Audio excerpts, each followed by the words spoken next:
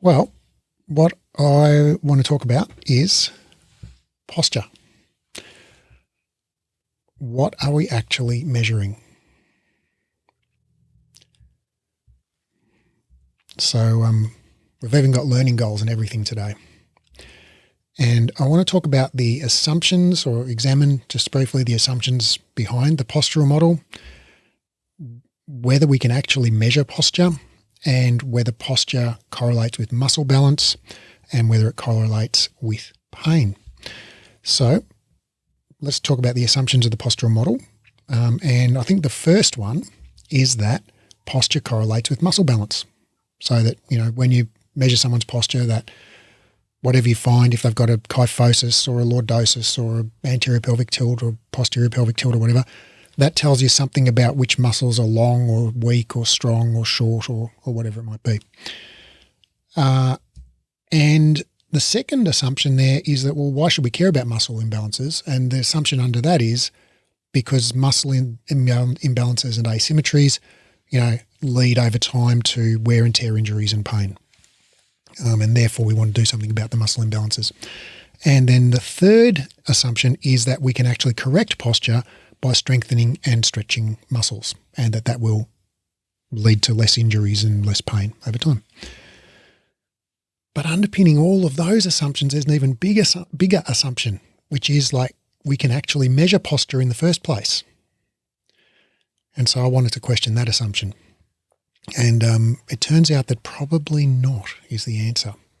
So the first thing is that when we are palpating bony landmarks and we're looking at you guys are all Pilates instructors here, right? Hands up if you're a Pilates instructor.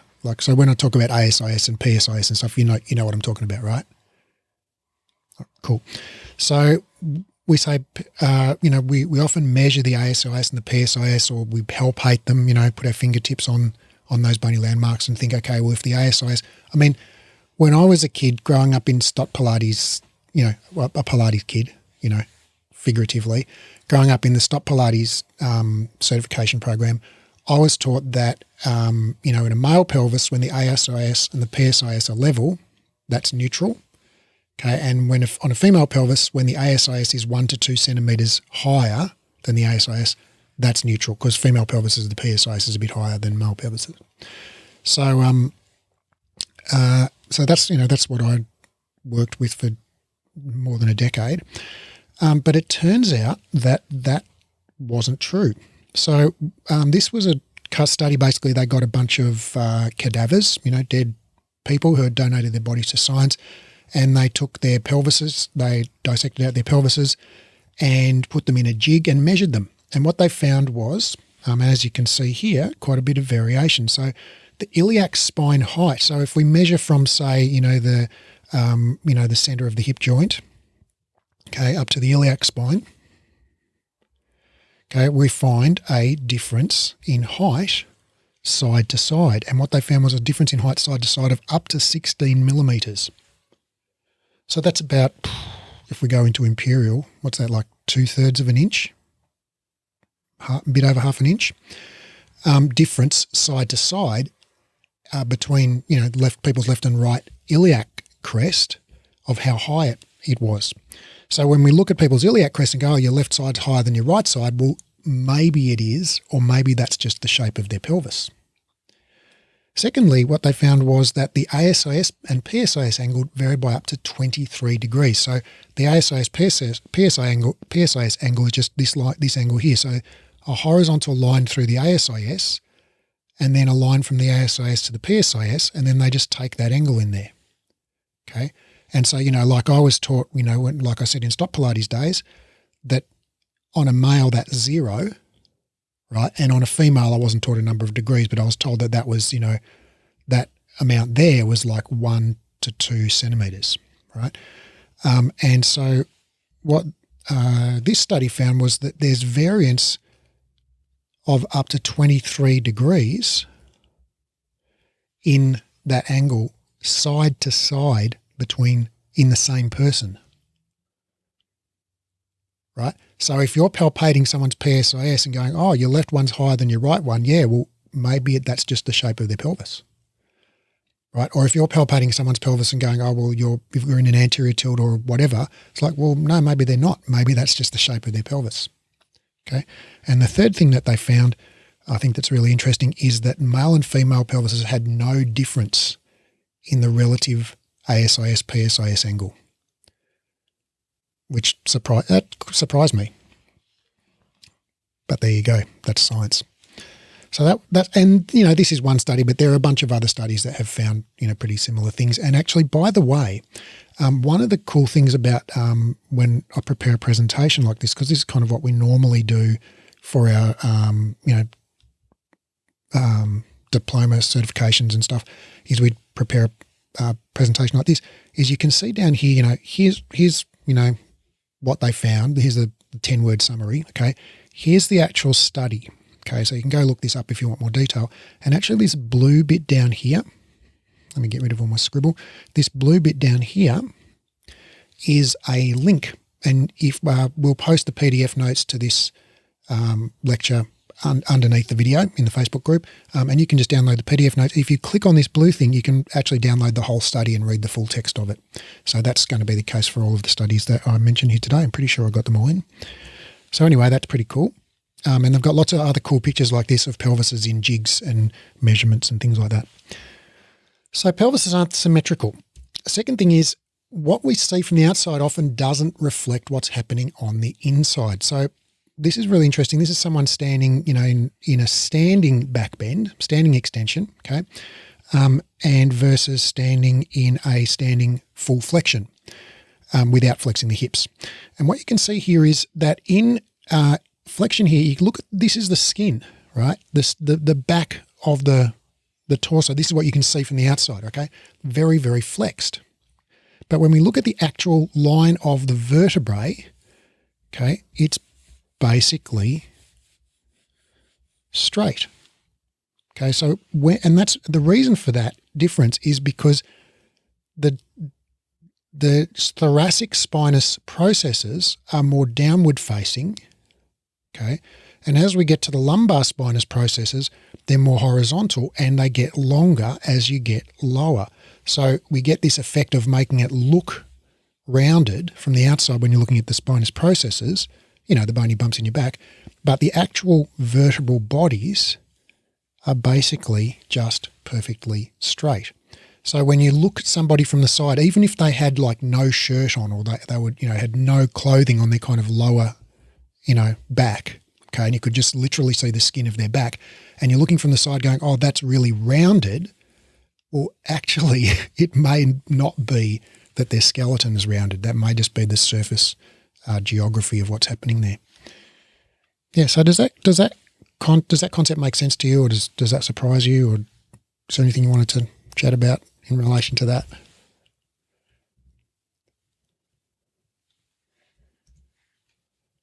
You cool with that? Nia says, would you call this relative flexion compared to the natural lordosis of standing? Yeah, I would say that. Well, apparently this was full flexion for this particular person. So, yeah, definitely it's flexion. So the normal lordosis, that would be, neutral, and anything less lordosed than that would be flexion. So, yeah, that's definitely on the left there. That's flexion.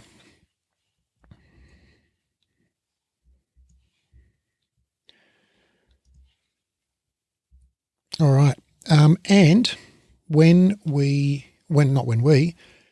was physiotherapists with average of 20 years experience, when they palpated the ASIS and the PSIS, and they got them to, say, where is the ASIS, where is the PSIS?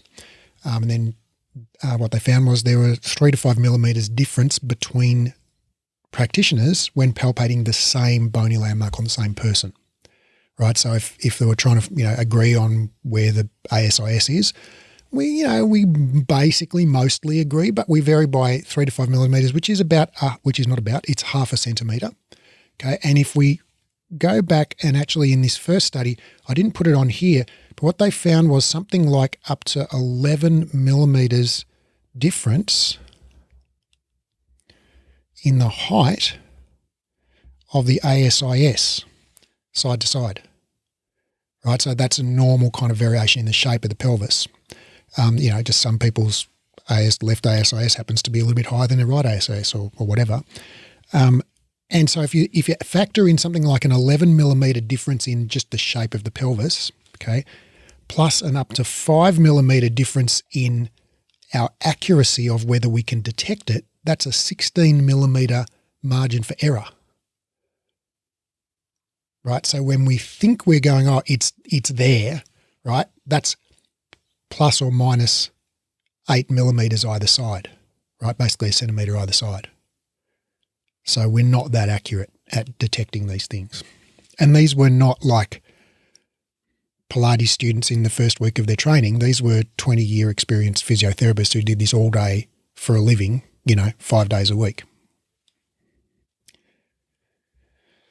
And turns out that people don't have just one posture. So if you measure posture repeatedly, this was an experiment where they basically measured people's posture multiple times and they just got different measurements each time. And we also find in different studies, not in this one, but it when you take someone's posture sitting and their posture standing, we don't find the same posture. Like there's not a strong correlation between how someone sits and how they stand, for example.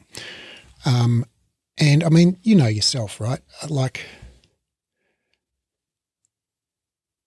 when you're tired, you slump more, right? Or when you're stressed, you sit more rigidly. Like our emotions, our level of fatigue, how attentive we are. If you're talking to someone it's really exciting, you tend to sit forward on your desk. If you eat your dinner and then you're full, you sit back and slump. We use posture to communicate our emotional state or our interest in what's going on, very very powerfully to the degree where I don't doubt that. When we've got quite a long hallway here, we've got kind of open plan house with a long hallway, and if I'm in the living area, when my daughter arrives home from school, she's probably like 15 or 20 meters away from me. Okay, right down the hallway, I can see her coming in the front door. I can tell what mood she's in the second she walks in the door, right? And I don't doubt that you have the same ability with your loved ones. If you spot them across the street or at the end of the garden path, you can tell what mood they're in, right? From their posture, from their body language. And so posture is one of the really important tools, along with facial expression and other things, tone of voice, etc., that we have at our disposal to communicate emotion and interest and, fear or aggression or empathy or whatever with people. And so, of course it changes, right? If it's a communication tool, well, of course it changes, unless you're always in exactly the same mood, So anyway, people don't have a single posture. There are also studies that have found that posture changes over the lifespan as well. So, older people tend to have a more flattened lordotic curve in general. All right, little self-test. So if you're present in the live event, please type this into the chat, your answers. And if you're watching after, say it in your mind's eye, see how you go. All right, what is the side-to-side variance in ASIS to PSIS angle? What's the side-to-side variance in ASIS to PSIS angle?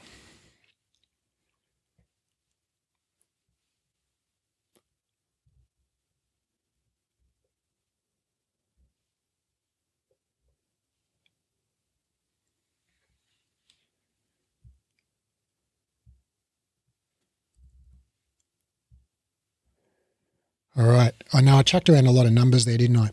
The correct answer is 23 degrees. Let's just get back to here. And what we found was the iliac spine height varied by 16 millimeters. Okay. The ASIS PSIS angle, which is that angle there, okay, a horizontal line through the ASIS, then a line going through the ASIS and the PSIS. So that angle there varied by up to 23 degrees between people.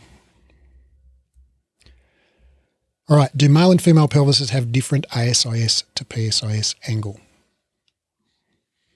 It's a bit of an easier one.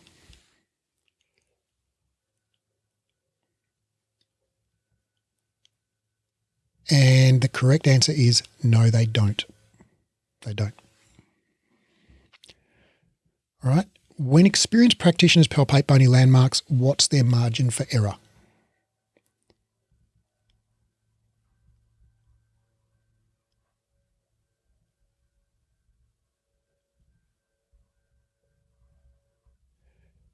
And the correct answer is 3 to 5 millimeters. Well done. Okay, true or false? People have a single posture.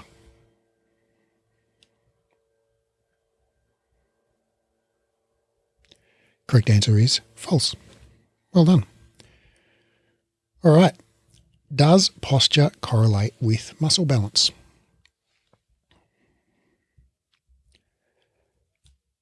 So thoracic, when we look at thoracic kyphosis and then we measure that and then we measure people's abdominal strength by getting to do like the Kendall leg lowering strength test, you know, the one where you lie on your back and you press your low back into the mat and you then try and lower your straight legs down as low as you can whilst keeping your back pressed into the mat. Well, what we find is there's no correlation between how people stand, you know, what degree of kyphosis they've got and how low they can get their legs before their low back comes off the ground. And so it turns out that thoracic kyphosis, you know, the test of thoracic kyphosis measures thoracic kyphosis, right? It doesn't measure or tell us anything about abdominal strength. And similarly, different study, lumbar lordosis and pelvic tilt were unrelated to abdominal strength in this study. So basically they get an inclinometer, which is like a little, it's basically like a little spirit level. It's got a little bubble in it that tells you how many degrees, you know, it's angled to the horizontal or the vertical. And so they measured people's lumbar lordosis and their pelvic tilt, and then they got them to do the Kendall leg lowering test, and they correlated how low they could get their legs with what the angle of their pelvis was, and they found there was no correlation. And I mean, think about it, right? There are probably gymnasts out there who stand with an anterior pelvic tilt, right? And yet they must have like some of the strongest abdominals out there. So, you know, kind of when you think about it, kind of makes sense.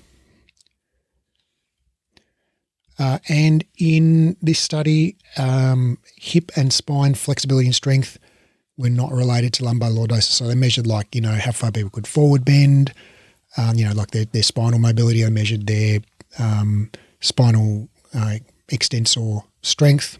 They measured their hip range of motion, and then they measured their lordosis, and they found those things just weren't correlated. And also hip stiffness, which is it's not a measure of range of motion, it's a measure of like how easy it is to move the joint, you know, so what's the resistance to length change? So rather than how much you can bend, it's like how easily you can bend. But anyway, it doesn't matter because it was not correlated. All right, ready for another little self-test? Here we go. True, false. Thoracic kyphosis correlates with abdominal strength.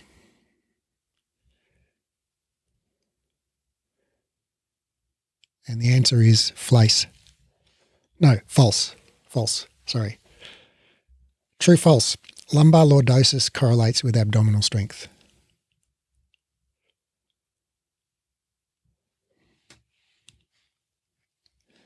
Correct answer is false. Hip mobility correlates with pelvic tilt. True, false. And the correct answer is false. True, false. Spine strength and mobility correlate with pelvic tilt. And the correct answer is false. All right. So do strengthening and stretching change posture? Jenny says, what about side-to-side differences in posture? Yeah, Jenny, tell me more about that question.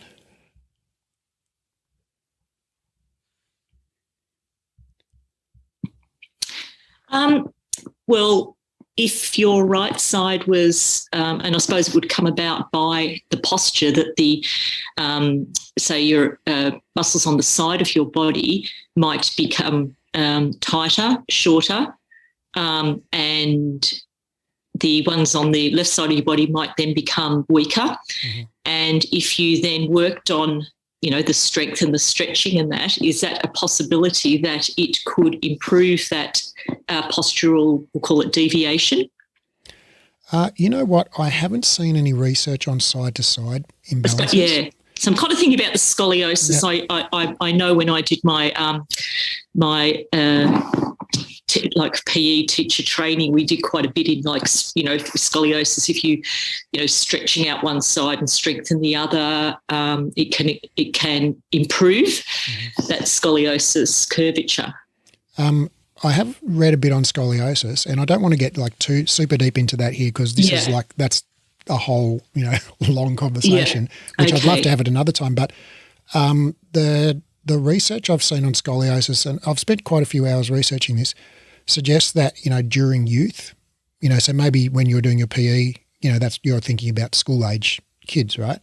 Yeah. So during youth, when people are skeletally immature, so when the growth plates are still open, it probably is possible to alter scoliosis, either through bracing or through intensive exercise or some combination. But once people are skeletally mature, basically their growth plates are closed in their bones, there's not any evidence that we can make any difference to scoliotic curves by exercise or bracing or anything basically apart from spinal fusion surgery. So, okay. Yeah. Thank you. Good question. But as to just regular old side-to-side, like imbalances, I'm sorry, I don't have any knowledge of that. All right, so do strengthening and stretching change posture? Well, I wasn't part of the team, but, a group of researchers.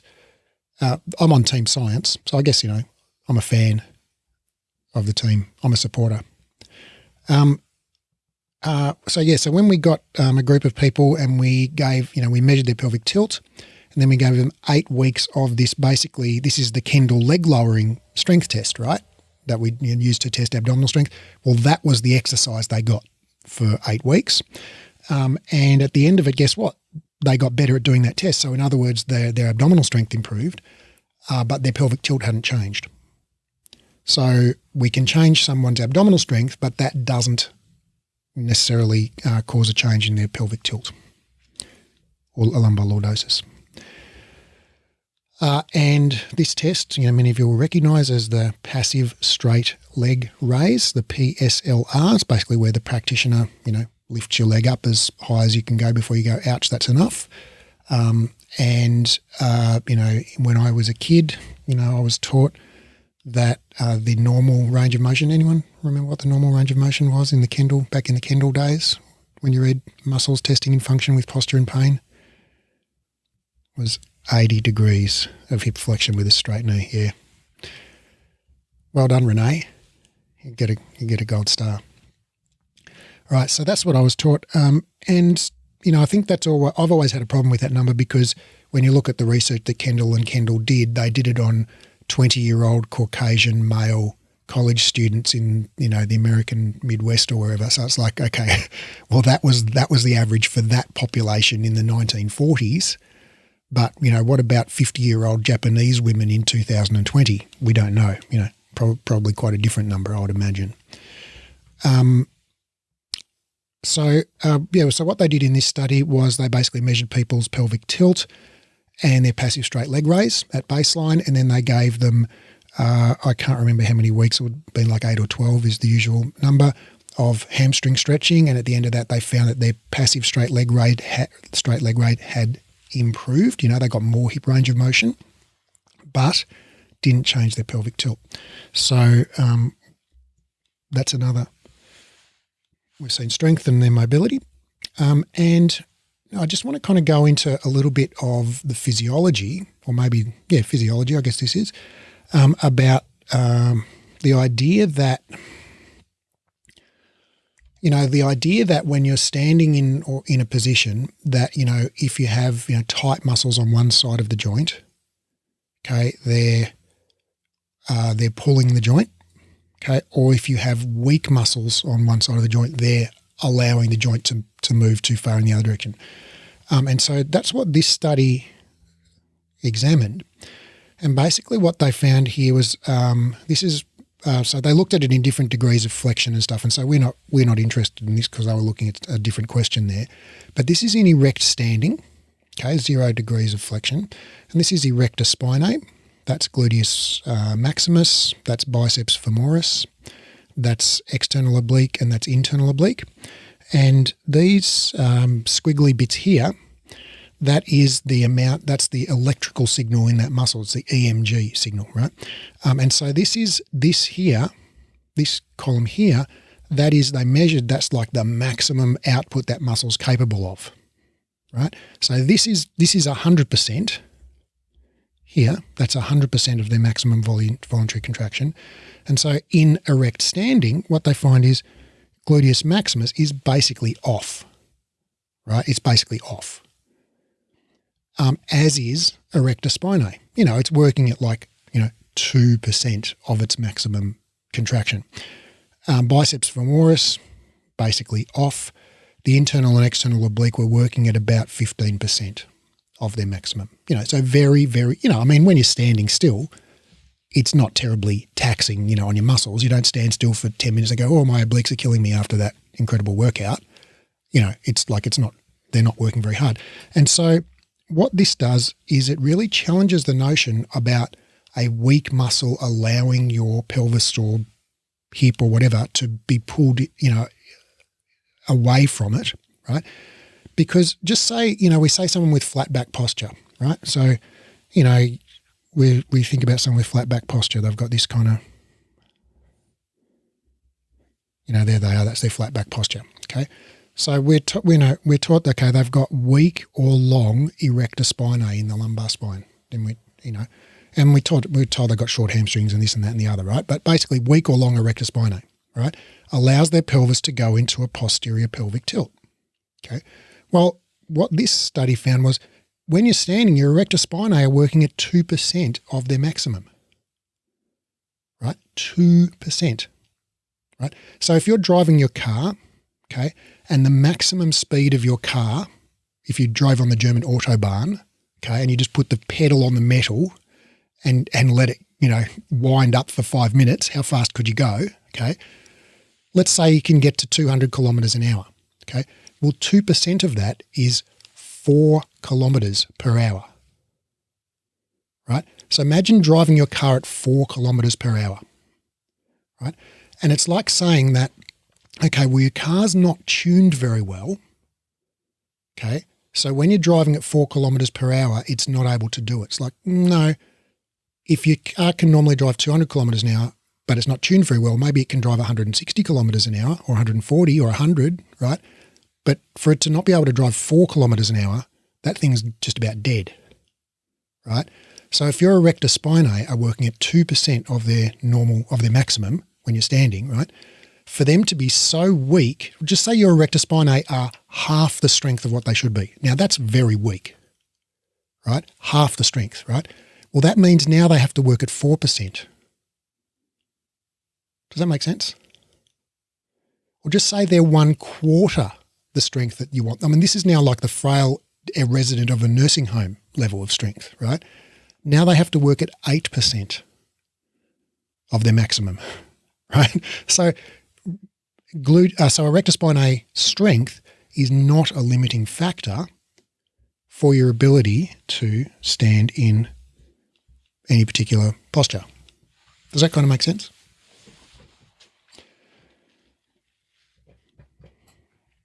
And, here we have gluteus maximus and biceps femoris, which is one of the hamstrings there as well. So, likewise for those muscles.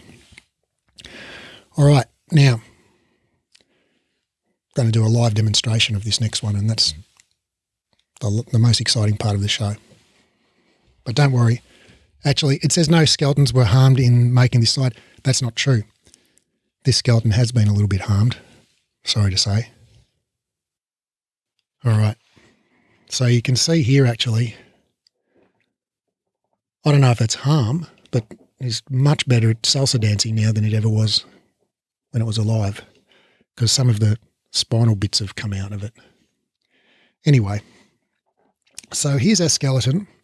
And so what I want to talk about is why tight hamstrings, or any other muscle, but we're just going to use the example of hamstrings, don't or can't limit your ability to stand in a neutral posture. Okay? Now, it's going to be very hard for me to get this pelvis into a approximately neutral position because it's just a $50 plastic model off eBay, so it doesn't do exactly what I want it to do. But, if you just squint a bit and pretend that that's roughly neutral, okay, the principle still holds.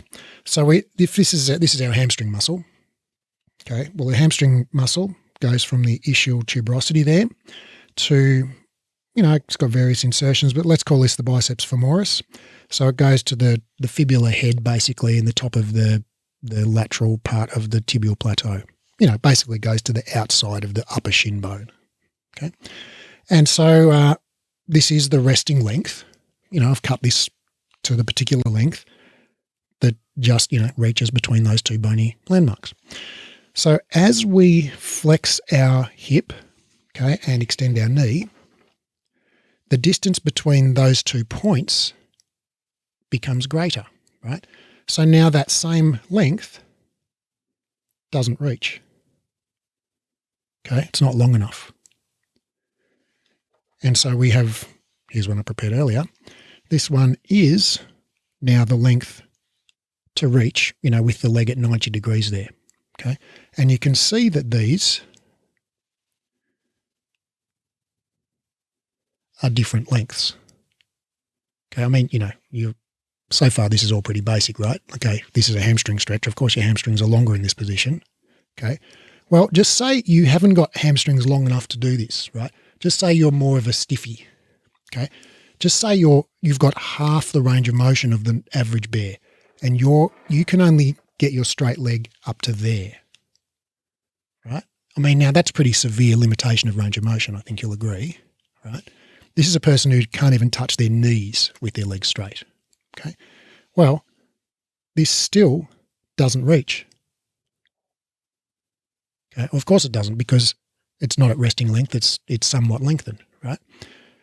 And so for this hamstring to be able to lengthen enough to get even to this extremely limited position, right, it has to be longer than this, right? So for it to be, or said another way, for it to be so short that in this position it's actually pulling on the pelvis, okay, you're not going to be able to move your leg in front of your body at all. You're going to have 0 degrees of hip flexion, right? Or in other words, you're not going to be able to walk or climb stairs or get out of bed, you're going to be severely disabled. This person's going to be like bedridden. Yeah. So, any questions about that? Does that make sense to you, or do you have any questions about that or thoughts on that?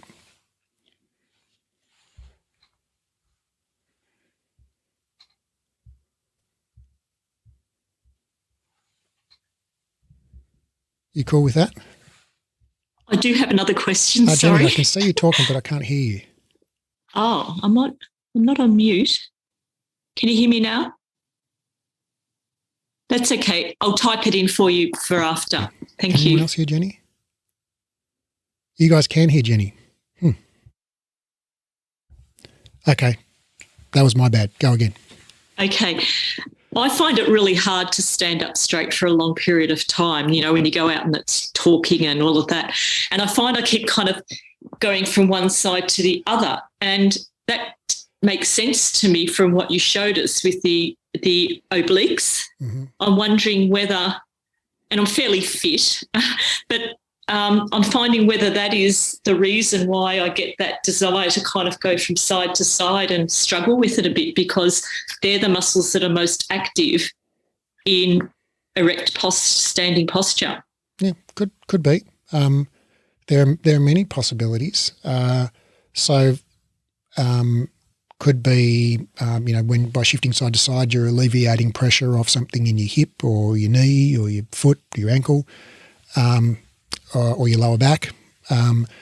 Could be that just by, and it might not be that there's any injury. It might be that just like a pressure on something, like when you sit on your backside, for example, like you compress the muscles and you stop blood getting in, right? So if you stand in one position with a certain muscle contracted a bit or pressure on a joint or whatever, it might prevent blood flow.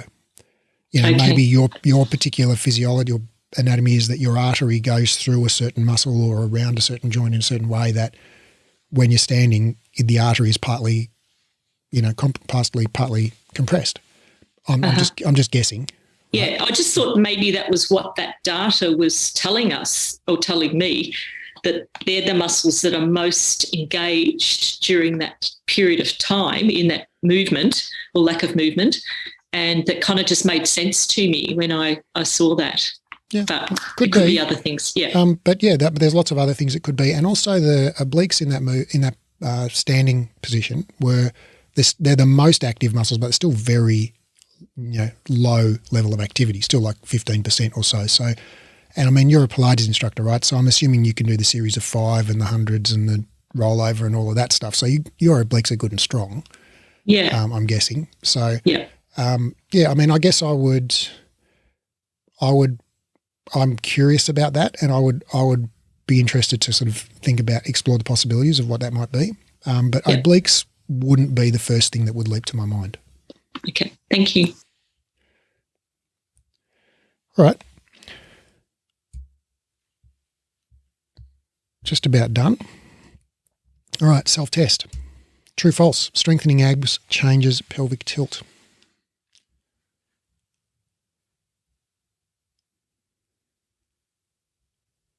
Correct answer is no, it doesn't. True or false, stretching hamstrings changes pelvic tilt. Correct answer is no, it doesn't. All right, does posture correlate with pain? Well, yes, it does. So this systematic review and meta-analysis from 2017 called The Relationship Between Low Back Pain and Lumbar Lordosis, a systematic review and meta-analysis from the Spine Journal, found that, yes, people with a flattened lordosis had a greater incidence of back pain than people with normal lordosis or people with an exaggerated lordosis. So, that's a thing. But just because two things correlate doesn't mean one's causing the other. Could be the other one's causing the first one. So what's the chicken and what's the egg here? Is it that people with a flattened lordosis tend to have more back pain, or do people with back pain stand with more of a flattened lordosis? Right? So we can't tease that out from a correlation study here. Whoops. All right. So when we do stuff to increase people's lordosis, it doesn't reduce their back pain. Right? I mean, let me nuance that a little bit. Exercise does reduce low back pain. We know that. It's very, very clear that it does. And exercise to reduce lordosis, lower back strengthening, hip flexor stretching, that kind of thing, also does reduce low back pain, but it just doesn't reduce low back pain any more than any other form of exercise, right? So if we have someone with a flattened lordosis and we do the exercises that will, hopefully increase their lordosis, okay, so we strengthen their lower back and we stretch their hip flexors, we stretch their hamstrings, etc., okay, well, that helps their low back pain. But if we do get that same person and give them the exact opposite exercises, right? So if we do the things to decrease their lordosis more, so we strengthen their lower abs and we strengthen their hamstrings and glutes and we stretch their lower back and we stretch their hip flexors, right? Well, their back pain improves exactly the same amount as if we give them the other postural correction exercises. So there's something about exercise that helps people, okay, but it doesn't seem to matter whether you're making the posture more or less lordotic. Just doing something seems to help. And in fact, maybe neither's the chicken or the egg, because things can correlate and just not be, neither one causes the other. For example, this is a real statistic, ice cream sales correlate with shark attacks. And can you think about why that might be the case? Why might there be a correlation between ice cream sales and shark attacks? Is Big Shark sponsoring the ice cream industry, or what's going on? Because it's warmer and people are at the beach more. So round about the Northern Hemisphere July, when it's hot, people buy more ice creams. They also go to the beach more, and that's when you can get attacked by a shark. So that's neither, it's not ice cream sales causing shark attacks. It's not shark attacks causing ice cream sales. It's summer causing both of them, right? So they're correlated, but neither of them causes the other one. All right, so it might be that, so if we did an intervention to reduce ice cream sales, that wouldn't prevent deaths from shark bite, And at the end of the day, this is a study from last year, 2020, called No Consensus on Causality of Spine Postures or Physical Exposure and Low Back Pain, a systematic review of systematic reviews from the Journal of Biomechanics. And so basically what they found was, yes, there is a correlation between low back pain and posture, just like that 2017 systematic review found, but there's no evidence that there's any causality one way or the other.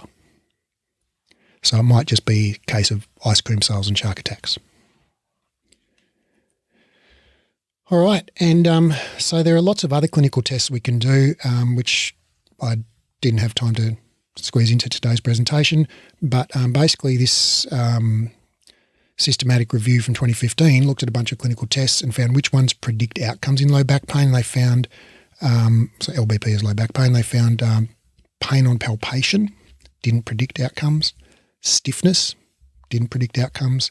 Spinal range of motion, muscle endurance, muscle strength, sacroiliac joint motion, neurological tests, none of those predicted outcomes. The one test they found that did predict outcomes was something called centralisation of symptoms, which maybe we'll go into some other time. But it's not to do with posture or muscle balance or any of that kind of stuff. So that's all we had, but I do want to just go through this last little self-test. All right, type it in. Does posture correlate with pain? Thanks, Jenny. And the correct answer is yes, it does. People with back pain tend to have more flattened lordosis. Do interventions to change posture result in less pain?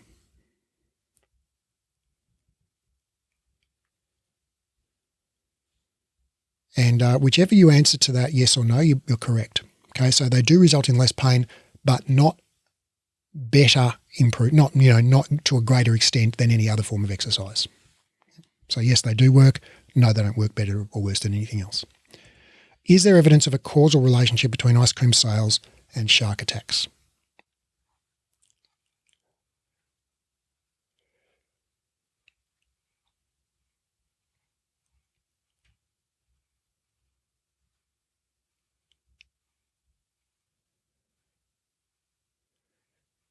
All right, and the correct answer is they're both caused by summer, so neither of them causes the other one. All right, don't worry about that one. All right, so we said we're going to talk about the assumptions behind the postural model, whether we can actually measure posture, which is highly questionable. Does posture correlate with muscle balance, which it seems not to? And does posture correlate with pain, which it does, but doesn't seem to be causative. It's more just correlational. So, yeah. That's all I had. We went a little bit over time, but we did have a few questions and chats along the way. So, is there anything else that you want to throw into the ring or discuss or ask about in relation to that? Raph, I'd just like to ask something. I started with breathe education back in the day when we were measuring posture. So we're doing the PIS and the AIS and blah, blah, all of that. We spent a bit of time on it. And it turned out I had a left pelvic torsion, which is quite normal then, yeah? So everyone's sort of different side to side. Or maybe you don't have a torsion, maybe you just one of your ASIS happens to be, a bit higher or lower, or maybe I or whoever measured it just put the finger in the wrong spot, or maybe a bit of all of the above, or maybe that on that particular day, due to your mood / emotional state / how much sleep you'd had / whatever else was going on in your life, for whatever reason you were standing that way at that moment, maybe a combination of all of those things.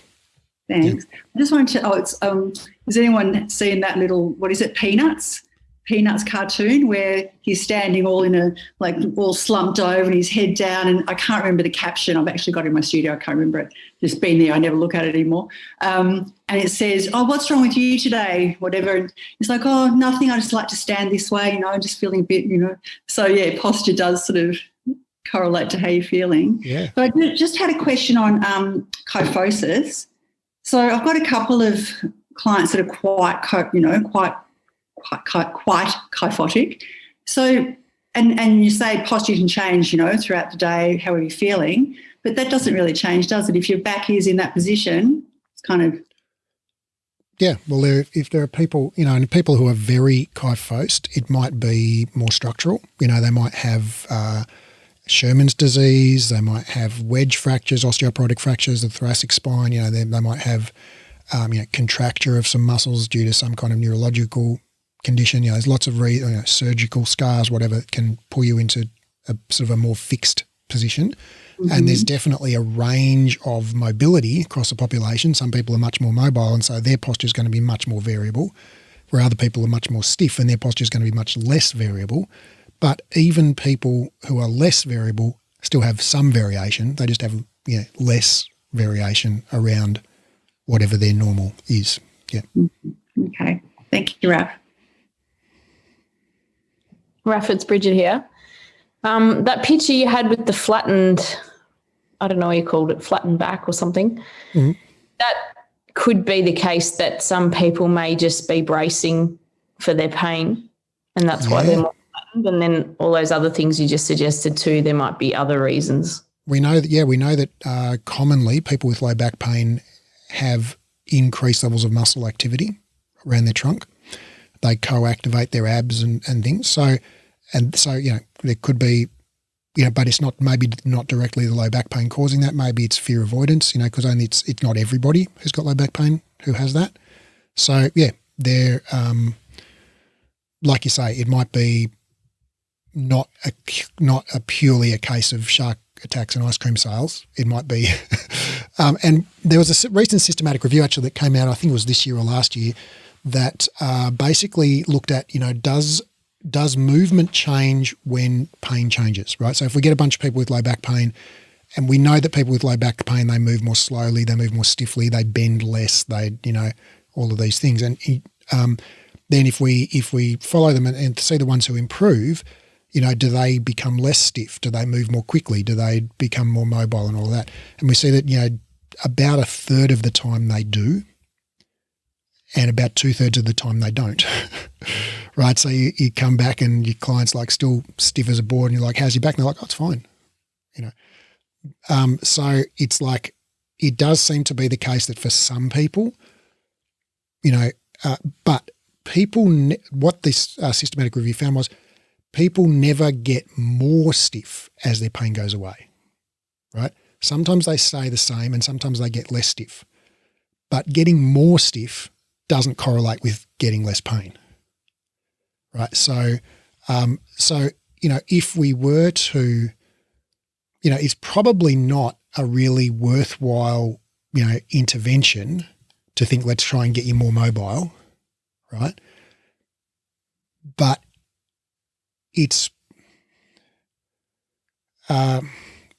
certainly, if we were to err one way or the other, it's certainly better to err towards mobility rather than, trying to stiffen you up more, That's good, Raph.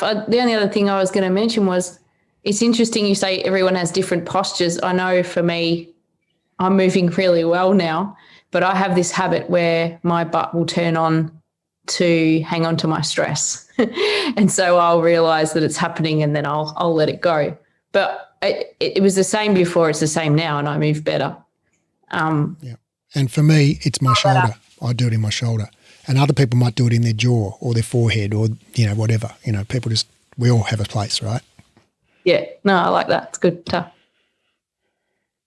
Everyone's got a place where where you carry your stress, right? It's you crinkle your brow or you whatever, grind your teeth, you tap your foot.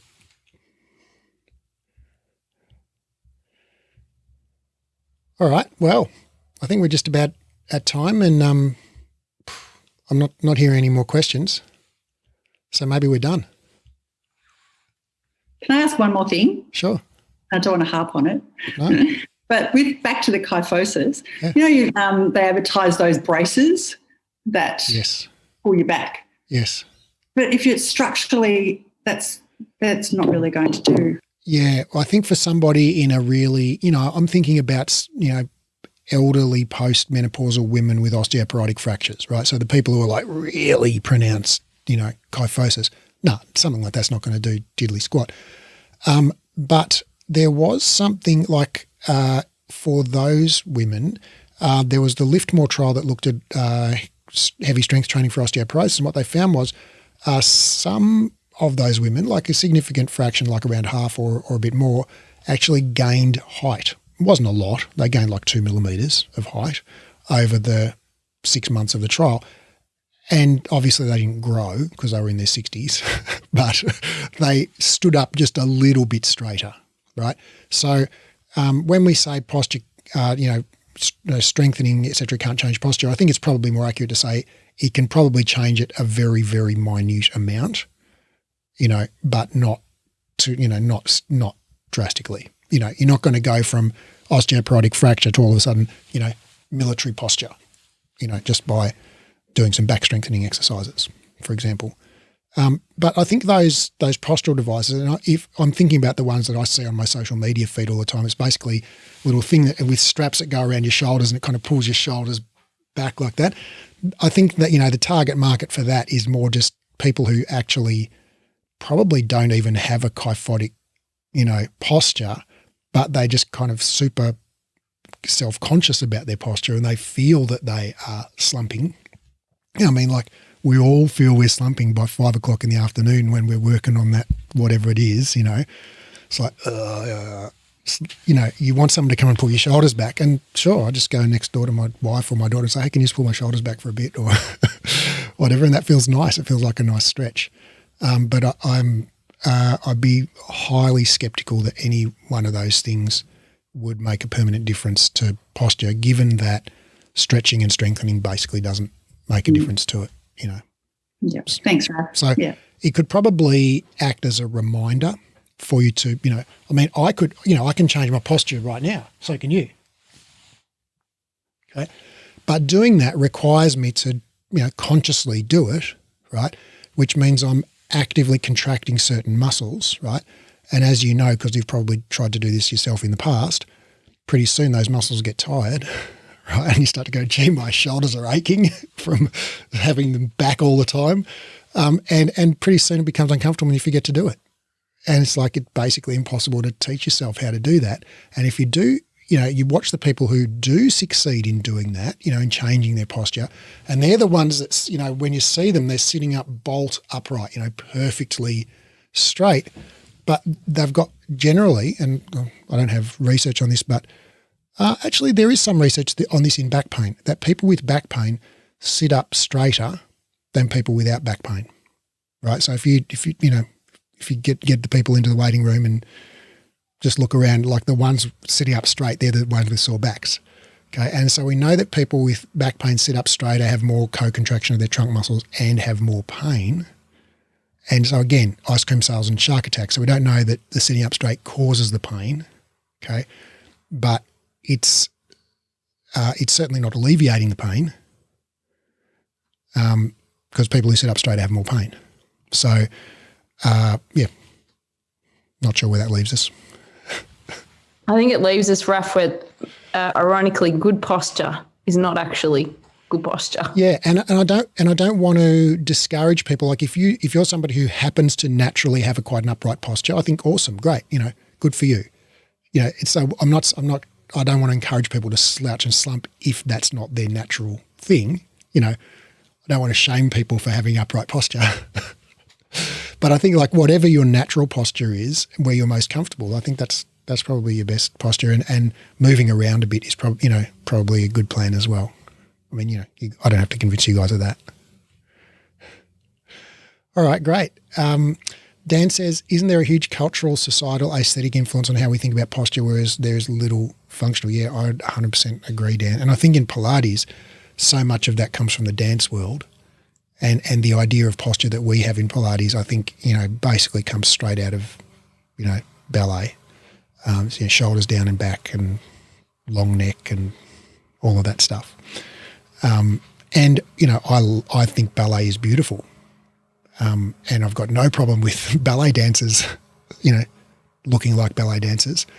But I don't think it's necessarily a good prescription for everybody to try and emulate that. It's like by the time people get to be in the ballet, the Australian Ballet or the Royal Ballet or whatever, it's like they're the people who started at the age of 5 and, through good genes, incredible hard work and whatever, they've been selected because they had the right height, weight, body proportions, skeletal structure, all of that to be able, to be able to do that. And so if we try and compare ourselves to those people, it's we're always going to look worse in comparison. All right. Well, thanks so much for your contributions, questions.